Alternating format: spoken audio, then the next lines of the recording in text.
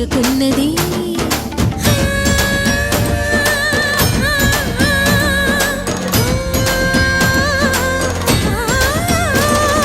భవుని భువికి తరలించేలా, ధరణి దివిని తలపించేలా